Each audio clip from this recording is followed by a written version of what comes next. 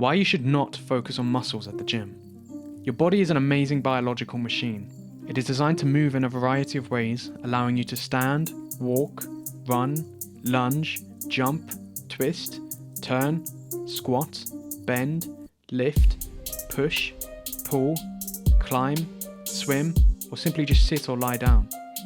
In the late 1980s, an American neuromuscular therapist and clinical exercise specialist called Paul Chek examined the large number of movements we use as humans. He looked at movements we use as we develop and grow, movements we use in everyday life, and movements we use in sports. Chek realized that most movements depend on a small number of fundamental movements. More specifically, he noticed that most of the movements we use growing up in everyday life and in sports can be broken down into 7 basic movements, which he called the Primal Patterns. The 7 primal patterns that Chek defined are squat, lunge, bend, push, pull, twist, and gait. Bend refers to bending at the hips. The push pattern includes pushing both horizontally and vertically. The pull pattern too includes pulling both horizontally and vertically. The twist pattern refers to twisting at the spine, as well as to resisting spinal twisting forces. Gait is the pattern of limb movements made during locomotion, whether it be walking, jogging, skipping, running, or sprinting. The 7 primal patterns are very important. You use them for every day of your life, combining them in different ways to make most other movements. They are essential for everyday activities, as well as for athleticism and sporting performance. For example, you squat as you sit down to watch a movie, you lunge over puddles on your way to work, you bend to get out of bed or to pick something up off the floor, and you twist whenever you throw a ball for your dog to fetch. In fact, the movement of throwing a ball is dependent on 3 of the primal patterns. It starts with a lunge, this is followed by a twist, and the throw ends with a push.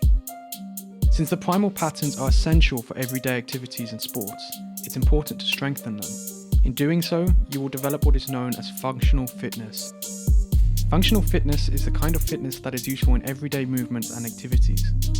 Unfortunately, many training programs that people use at the gym focus solely on training muscles, not movement patterns.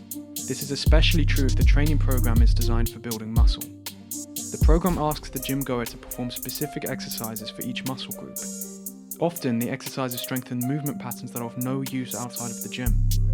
For example, the dumbbell fly movement pattern is only useful if you want to give people tight hugs. I'm not saying that the dumbbell fly is a bad exercise. It is decent for isolating the shoulder joint and building the pectoralis major and anterior deltoid. In fact, I use it myself. What I am saying is that if you want to develop functional fitness, you should focus on movements rather than muscles. Your training program should include exercises that strengthen all 7 primal patterns. Here are some key exercises. To strengthen the squat pattern, you can use the barbell squat. To strengthen the lunge pattern, you can use the dumbbell lunge. The barbell deadlift is great for strengthening the bend pattern. The push-up is useful for strengthening the horizontal push pattern, whilst the dumbbell shoulder press can be used to strengthen the vertical push pattern. To strengthen the horizontal pull pattern, you can use the seated cable row, and to strengthen the vertical pull pattern, you can use the pull-up.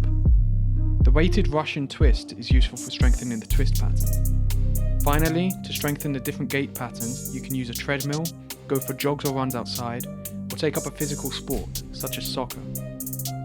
I should mention at this stage that if you want your training program to be of a high standard, simply including exercises that strengthen the primal patterns will not suffice. The program must incorporate other important strength and conditioning principles. For example, the exercises must be performed in the right order, and the program as a whole must be balanced to minimize the risk of developing muscle strength imbalances, which can lead to bad posture, joint instability, muscle tightness, pain, and injury. But those are not the only principles. I've explained all the most important principles on my website. You'll find a link to the appropriate webpage in the video's description box. On my website, you will also find a variety of fitness guides and training programs for both men and women, which you can use for free. I designed the programs carefully to incorporate all of the important strength and conditioning principles explained on the webpage. If you found this video useful, please let me know by smashing the like button, leaving a comment, sharing the video, and subscribing to my channel. If you would like to support this channel, please consider buying my ebook, which you can learn about on my website. It contains all the guides and training programs on my website, and it only costs $10.